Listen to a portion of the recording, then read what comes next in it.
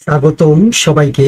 প্রিয় শিক্ষার্থী, আমাদের আজকের পাঠ limit x tends to 0 sine x by x সমান 1 কিভাবে হয় তার জ্যামিতিক উপায় আমরা প্রমাণ করব। এবং 2 নম্বরে হচ্ছে limit x tends to 0 x by 10x সমান 1 কিভাবে হয় সেটাও আমরা জ্যামিতিক উপায়ে আজকে প্রমাণ করে তোমাদেরকে দেখাবো।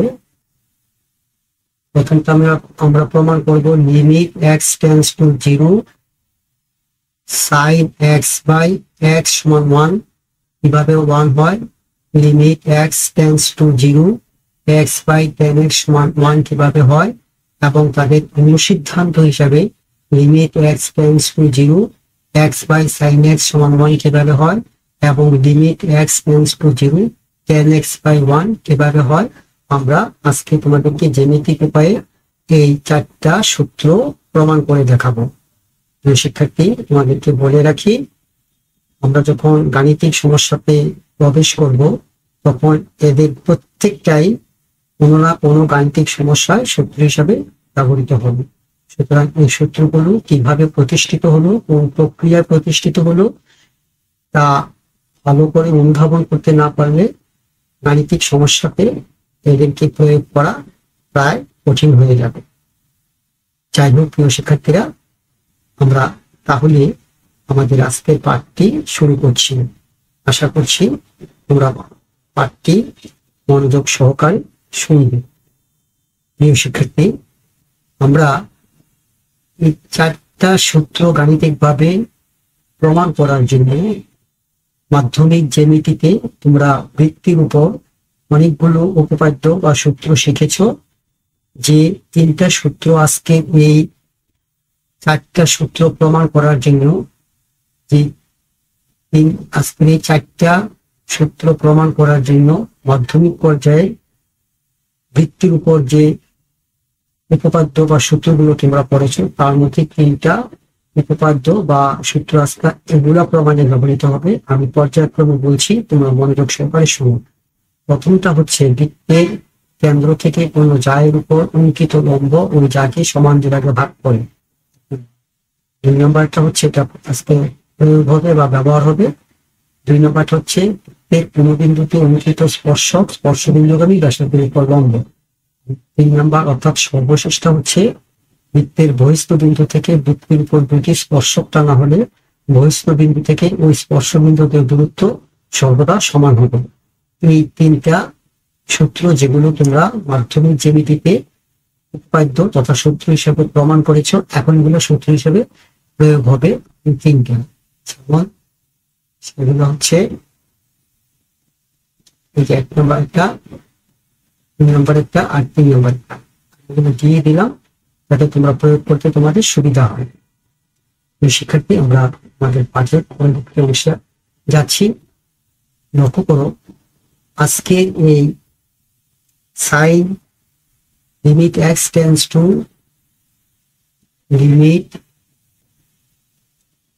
Limit x tends to 0 sine x by x সমান 1 এরকম বাকি যে সূত্রগুলো আমরা বললাম এগুলো আমরা আজকে প্রমাণ করবো। এগুলো প্রমাণ করার জন্য আমরা একক ব্যাসার্ধের একক ব্যাসার্ধ এবং কেন্দ্র বিশিষ্ট একটা বৃত্ত কল্পনা করেছি। যে বৃত্তের মধ্যে পি এ কিউ হচ্ছে একটা চাপ এবং পি কিউ হচ্ছে একটা যা। সেক্ষেত্রে লক্ষ্য করো, কেন্দ্র বিশিষ্ট একক ব্যাসার্ধের একটা বৃত্ত, একক ব্যাসার্ধ পি মান 1 এরকম একক ব্যাসার্ধের কেন্দ্র বিশিষ্ট বৃত্তে পি এ কিউ একটা চাপ আর পি এন একটা যা। বৃত্তের বহিস্থ বিন্দু টি হতে বৃত্তের পি এবং কিউ বিন্দুতে 2টা স্পর্শক টিপি এবং টি কিউ টানা হল, এবং বৃত্তের কেন্দ্র থেকে কোন যা পি কিউ এর উপর ওএন লম্ব টানা হলো। বৃত্তের কেন্দ্র হতে পি কিউ জায়ের উপর ওএন লম্ব টানা হলো। এবার ওএন কে বর্ধিত করে এনটি পর্যন্ত নিয়ে যাওয়া হলো। এনটি বৃত্তের বহিস্থ বিন্দু টিতে ছেদ করেছে এবং এই ট্যানটি রেখাটা বৃত্তের চাপ পি এ কিউ কে এই বিন্দুতে ছেদ করেছে। তো সেক্ষেত্রে লক্ষ্য করো, আমরা বলেছিলাম যে বৃত্তের কেন্দ্র থেকে কোন জায়ের উপর অঙ্কিত লম্ব ওই জাকে সমান বিভাগে ভাগ করে, এই সূত্রটা এখানে প্রয়োগ হবে। যেহেতু আমরা বৃত্তের কেন্দ্র হতে পি কিউ জায়ের উপর লম্ব টানছি, ফলে নিঃসন্দেহে এন হচ্ছে ওই সূত্র অনুসারে পি কিউ জায়ের মধ্যবিন্দু। ফলে শিক্ষার্থীরা পিএন সমান এন কিউ। এবং প্রিয় শিক্ষার্থীরা লক্ষ্য করো, যেহেতু বৃত্তের টি বিন্দু থেকে, বৃত্তের বহিস্থ বিন্দু টি থেকে বৃত্তের উপর আমরা টিপি আর টি কিউ এই দুটা স্পর্শক এঁকেছি, সুতরাং সূত্র অনুসারে এই পিটি এবং টি কিউ পরস্পর সমান, তার মানে পিটি সমান টি কিউ। এবং প্রিয় শিক্ষার্থী লক্ষ্য করো, আমরা বলেছিলাম বৃত্তের কোন বিন্দুতে অঙ্কিত স্পর্শক, পি বিন্দুতে অঙ্কিত স্পর্শক পিটিটা স্পর্শ বিন্দুগামী ব্যাসার্ধ উপি এর উপর লম্ব। ফলে প্রিয় শিক্ষার্থীরা উপি নিঃসন্দেহে 90 ডিগ্রি বা 100। এই চিত্রটা হচ্ছে আমাদের আজকের এই 4টা সূত্র প্রমাণের জন্য আমাদের এই প্রয়োজনীয় চিত্র। এই চিত্রের আলোকে প্রিয় শিক্ষার্থীরা আমরা এখন সামনে অগ্রসর হতে পারি, সেটা একটু লক্ষ্য করে এখানে বলে রাখি। আমাদের এই যে আমরা limit x tends to 0 sin x by x সমান 1 প্রমাণ করব। এইভাবে এটা প্রমাণ করব, এটা প্রমাণ করব, এটা প্রমাণ করব। প্রতিটা প্রমাণের জন্য আমাদের এই যে কেন্দ্রস্থ যে কোণটা পি ইউএন, এই যে কোণটা কেন্দ্রস্থ কোণ পি ইউএন উৎপন্ন হয়েছে, এই কোণটাকে আমরা এক্স ধরেছি, এটা সূক্ষ্মকোণ। এবং অবশ্যই এখানে এই এক্স কোণটা মানে সূক্ষ্মকোণটা রেডিয়ানে পরিমাপিত হতে হবে। রেডিয়ান ছাড়া অন্য কোন এককে পরিমাপিত হলে এই সূত্রগুলো কিন্তু প্রিয় শিক্ষার্থীরা প্রযোজ্য নয়। অর্থাৎ এই সূত্রগুলো তখনই সত্য যখন আমাদের এই কোণটা রেডিয়ানে পরিমাপিত হয়। আমাদের পি ইউএন তথা পি ইউটি এই কোণটা যদি এক্সটা যদি রেডিয়ানে পরিমাপ করা হয়, তাহলে এই সূত্রগুলো যথার্থ। অন্যথায় অন্য কোন এককে পরিমাপিত হলে ওই সূত্রগুলো প্রযোজ্য নয় বা ওই সূত্রগুলো সঠিক নয়। প্রিয় শিক্ষার্থী, আমরা সামনে অগ্রসর হই। আমরা যেহেতু প্রিয় শিক্ষার্থী বলেছি যে আমরা কি বলেছি কিছুক্ষণ আগে, আমরা বলেছি যে পিএন সমান এন কিউ বলেছি কিছুক্ষণ আগে, যেহেতু কেন্দ্র থেকে পি কিউ জায়ের উপর লম্ব টানা হয়েছে। আবার কিছুক্ষণ আগে বলেছি আমরা টি কিউ মানে টিপি সমান টি কিউ বলেছি। আর আমাদের বৃত্তের স্পর্শবিন্দু মানে পিটি স্পর্শক হওয়ার কারণে পিটি স্পর্শ বিন্দুটা ব্যাসার্ধের উপর লম্ব হয়েছে, স্পর্শকটা ব্যাসার্ধের উপর লম্ব হয়েছে, এটা তো আমরা আগেই বলেছি। তার মানে প্রিয় শিক্ষার্থী এই কোণটা হচ্ছে 90 ডিগ্রি। এইরকম অবস্থায় চিত্র থেকে প্রিয় শিক্ষার্থীরা আমরা লিখতে পারি আমরা চাপ পি কিউ লেস দেন চাপ P A Q P A Q less than PT plus P Q. শিক্ষার্থীরা বুঝতে অসুবিধা হচ্ছে না আমি আশা করছি। চিত্রের থেকে এটা স্পষ্ট, পি কিউ যাটা অবশ্যই পি এ কিউ যার চেয়ে ছোট, আবার পি এ কিউ যাটা অবশ্যই পিটি স্পর্শক আর টি কিউ এর যোগফল থেকে ছোট। এই হচ্ছে বিষয়টা। সেক্ষেত্রে এবার আমরা কিছুক্ষণ আগে বলেছি যে টিপি মানে পিটি সমান টি কিউ। যদি টিপি এর জন্য আমরা পিটি লিখি, পিটি প্লাস পিটি মানে 2PT, তার মানে সেক্ষেত্রে পিটি আর এখানে তো পি এ কিউ আছেই লেস দেন আমাদের যা পি কিউ। এবার প্রিয় শিক্ষার্থী এইটাকে যদি আমরা অর্ধেক করি, প্রতি অসমতার প্রত্যেকটা পদকে বা প্রতীককে যদি আমরা 2 দ্বারা ভাগ করি বা অর্ধেক করি, তাহলে আমরা পাচ্ছি পি কিউ যার অর্ধেক হচ্ছে, যেহেতু এন বিন্দুতে পি কিউ যাটা সমান দেবে ভাগ হয়েছে কিছুক্ষণ আমরা বলছি, তাহলে পিএনটা অবশ্যই আমাদের পি কিউ যায় অর্ধেক। তার মানে আমরা যদি 2 দ্বারা ভাগ করি বা অর্ধেক নেই প্রত্যেকটা অসমতার প্রতীককে বা রাশিকে, তাহলে আমরা পিকিউ এর অর্ধেক হবে, পিকিউ এর অর্ধেক হবে PN less than PA Q চাপের, এই পিএ কিউ চাপের অর্ধেক হচ্ছে, যেহেতু এই বিন্দুতে পি কিউ চাপটা সমান জায়গায় বিভক্ত হয়েছে, সেক্ষেত্রে লক্ষ্য করো এখানে একটা জিনিস অবশ্যই তোমাদের বুঝতে হবে যে আমরা যেহেতু বিন্দু থেকে এই পি কিউ জায়ের উপর উভয়ের লম্ব টানছে, ফলে পিএন যাটা এন বিন্দুতে সমদ্বিখণ্ডিত হয়েছে এবং এনটি রেখা যেহেতু এই বিন্দুতে ছেদ করেছে, ফলে আমাদের পি এ কিউ এই চাপটা অবশ্যই এই বিন্দুতে সমদ্বিখণ্ডিত হয়েছে। কারণ প্রিয় শিক্ষার্থীরা, কেবল এন যদি পি কিউ এর মধ্যবিন্দু ছাড়া অন্য কোনো বিন্দু হয়, এই বিন্দু হয় মধ্যবিন্দু ছাড়া হয়, তাহলে এগুলাকে যদি আমরা যোগ করি, তখন এইটা যদি আমরা যোগ করি, তাহলে এই পি এ যা আর পি এ চাপ পি এ কিউ চাপে পি এ এবং এ কিউ অসমান হয়। যেহেতু এই এন বিন্দু পি কিউ যার মধ্যবিন্দু হয়েছে এবং আর পি কিউ যার মধ্যবিন্দু হয়েছে এবং এনটি যোগ করার কারণে এটা এবং এটা সেট করেছে, মধ্যবিন্দু হওয়ার কারণে অবশ্যই আমাদের পি এ এবং এ কিউ পরস্পর সমান হবে। ফলে আমাদের পি এ কিউ চাপের অর্ধাংশ হচ্ছে পি এ, আমাদের অর্ধাংশ হচ্ছে পি এ। আর আমরা যদি এটাকে, যেহেতু প্রত্যেক রাশিকে অসমতা প্রত্যেক রাশিকে 2 দ্বারা ভাগ করেছি, 2 দ্বারা ভাগ করে লাগবে আমাদের PT.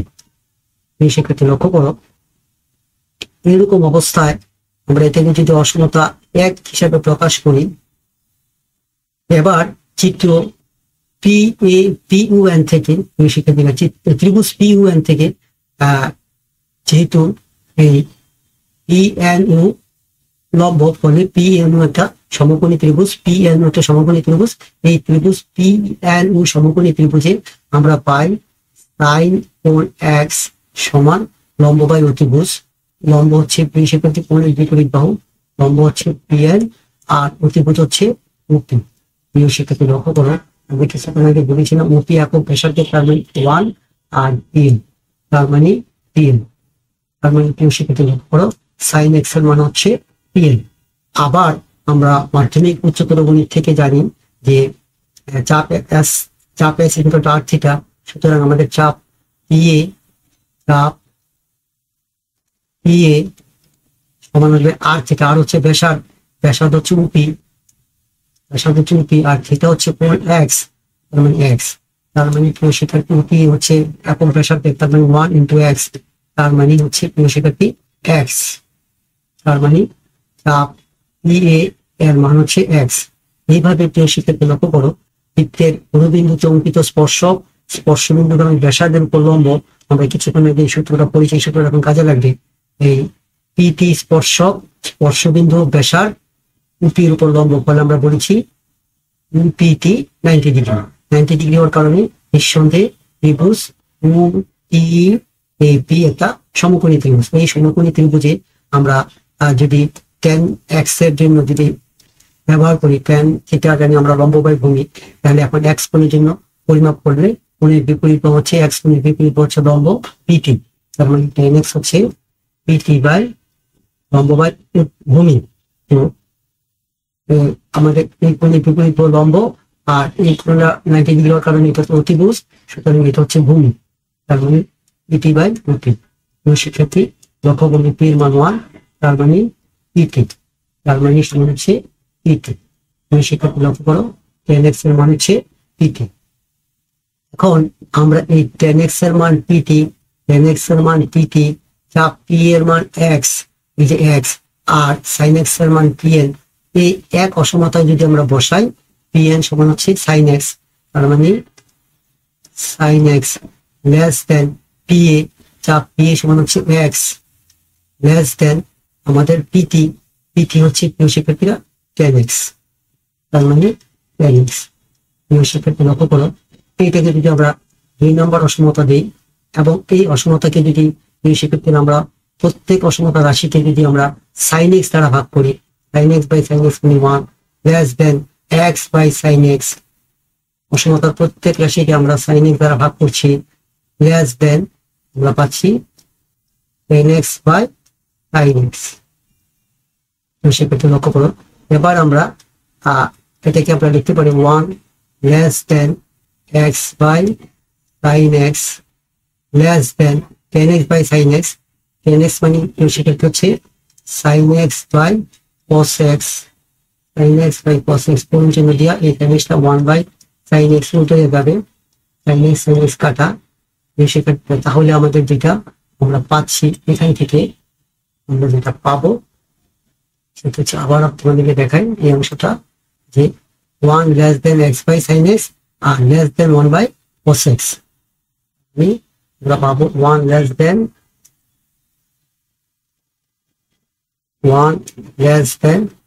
x by sin x less than আমরা পাচ্ছি cos x, 1 by cos x, 1 by cos x লিখলাম 1 by cos x। এবার যদি প্রিয় শিক্ষার্থীরা আমরা এটাকে ব্যস্তকরণ করি বা বিপরীতকরণ করি, তাহলে অসমতা চিহ্নের পরিবর্তন হয়ে যাবে। তোমরা জানো 1 greater than sin x by x greater than হবে cos x। তার মানে প্রিয় শিক্ষার্থী বিষয়টা কি দাঁড়াচ্ছে, sin x by x এর মান cos x এর চেয়ে বড়, তার মানে cos x sin x by x এর চেয়ে ছোট, sin x by x এর চেয়ে ছোট।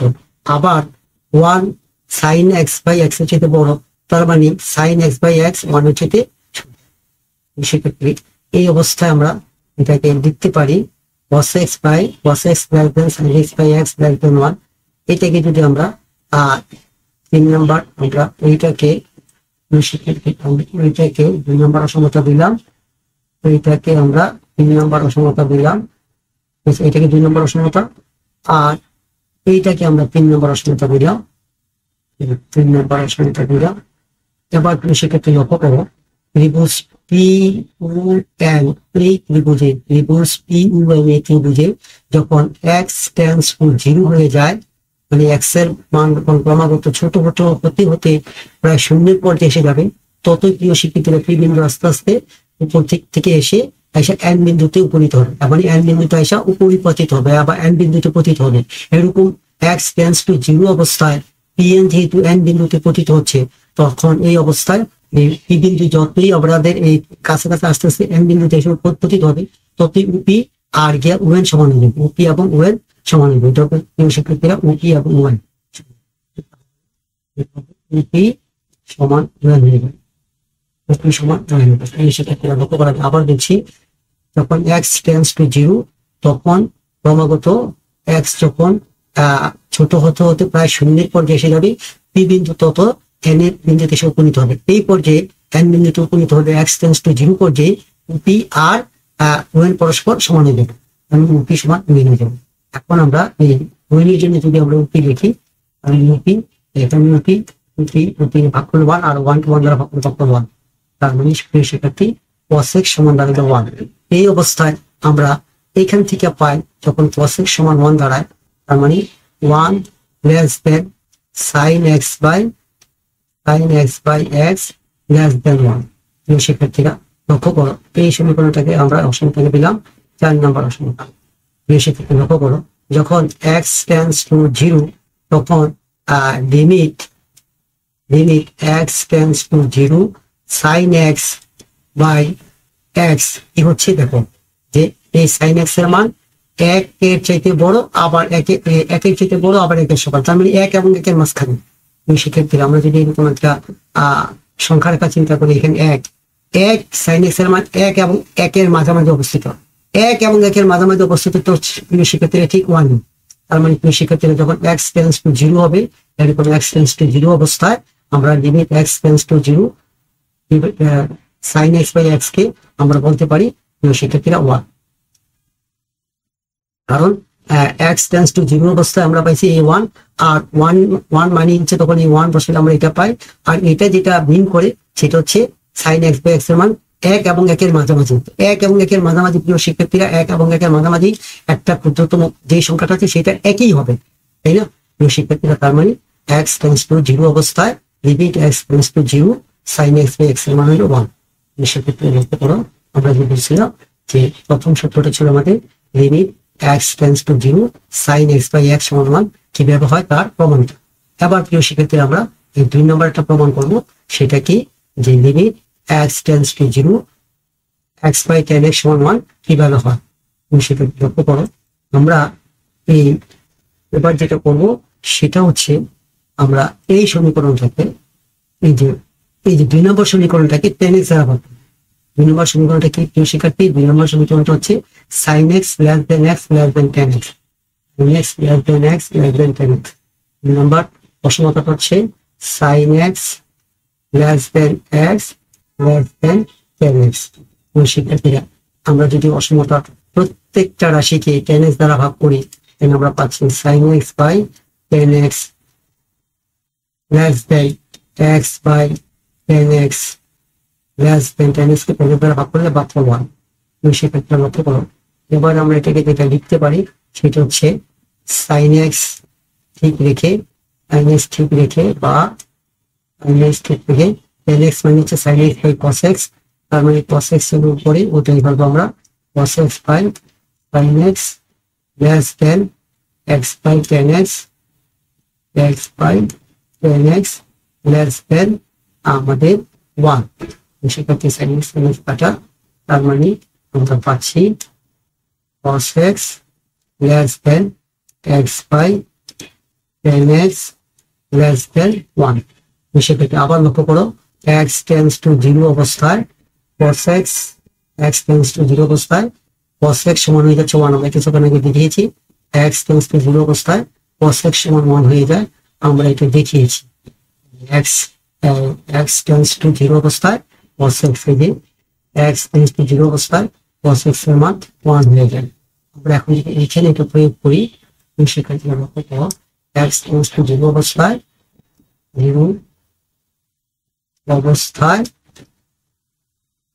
cos x সমান 1।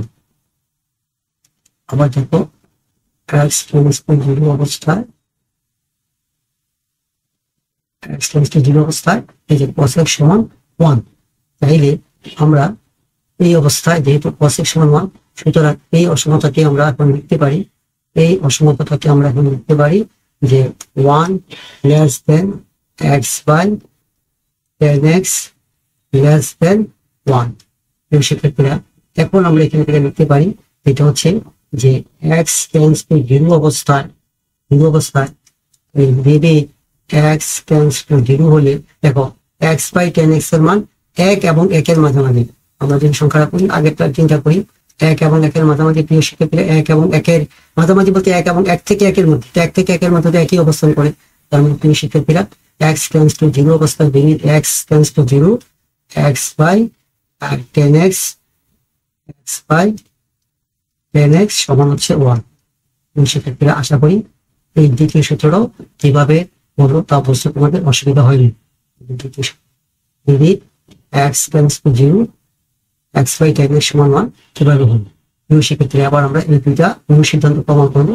সেই অনুসিদ্ধান্ত গুলো থেকে limit x tends to 0 x by sin x সমান 1 কিভাবে হয়।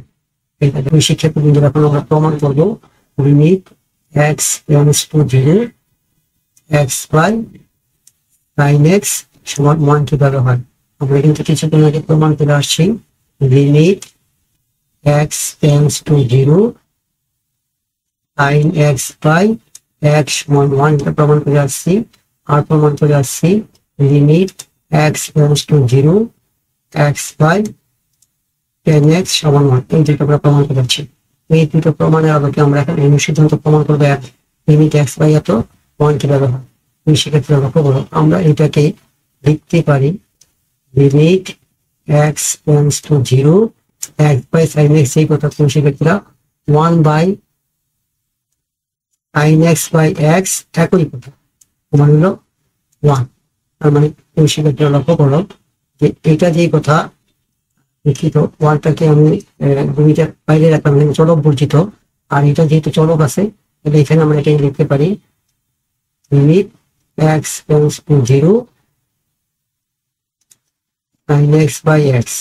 তার মানে শিক্ষার্থীরা লক্ষ্য করে দেখো 1 উপরে আর নিচে আসছে limit x tends to 0 sin x by x। আমরা কিছুক্ষণ 1 প্রমাণ করে আসছি। শিক্ষার্থীরা লক্ষ্য করো তাহলে কি দাঁড়াইলো আমাদের limit x sin by x সমান হলো x by sin x সমান হলো 1। শিক্ষার্থীরা আমরা এখন প্রমাণ করবো যে limit x tends to 0 10x by x সমান 1 কিভাবে হয়? আমরা কিন্তু প্রিয় শিক্ষার্থীরা কিছুক্ষণ প্রমাণ করে আসছি limit x tends to 0 x by 10x সমান 1 এটা প্রমাণ করে আসছি। আবার আমরা প্রমাণ করবো 10x বাই x সমান 1 কিভাবে হয় অনুসিদ্ধান্ত। মানে আমরা প্রিয় শিক্ষার্থীরা এটাকে লিখতে পারি, আমরা এইটাকে লিখতে পারি limit x tends to 0 1 by x by 10x। এটা যে কথা একই কথা। আমরা প্রিয় শিক্ষার্থীরা আমরা এখানে লিখতে পারি 1 যেহেতু ধ্রুবপদ এটাকে চলকের বাইরে রেখে limit x tends to 0 x by 10x। সেক্ষেত্রে লক্ষ্য করবো আমরা limit x tends to 0 x by 10x সমান 1 প্রমাণ করে আসছি। আমরা এটার জন্য আমরা লিখে নিতে পারি এখন 1, তার মানে 1 বাই 1, তার মানে 1। সেক্ষেত্রে লক্ষ্য করো আমরা বলছিলাম যে আমরা অনুসিদ্ধান্ত হিসেবে প্রমাণ করবো লিমিট x টেন্ডস টু 0 হলে 10x বাই x সমান 1 এটা ব্যবহার।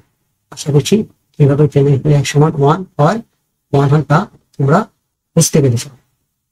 প্রিয় শিক্ষার্থী, আমরা বলেছিলাম যে আমরা আজকে পরবর্তী গাণিতিক সমস্যাগুলোতে যে গাণিতিক সমস্যাগুলোতে এই সূত্রগুলো এইগুলো সূত্র হিসেবে ব্যবহৃত হয়। Limit x tends to 0 10x by x সমান 1 কিভাবে হয়, এইভাবে এই সূত্রগুলো ব্যবহৃত হয় প্রত্যেকটাই। এই সূত্রগুলো কিভাবে আসলো, কিভাবে প্রমাণ করা হলো, এটা যৌক্তিক প্রমাণ তোমাদেরকে দিলাম।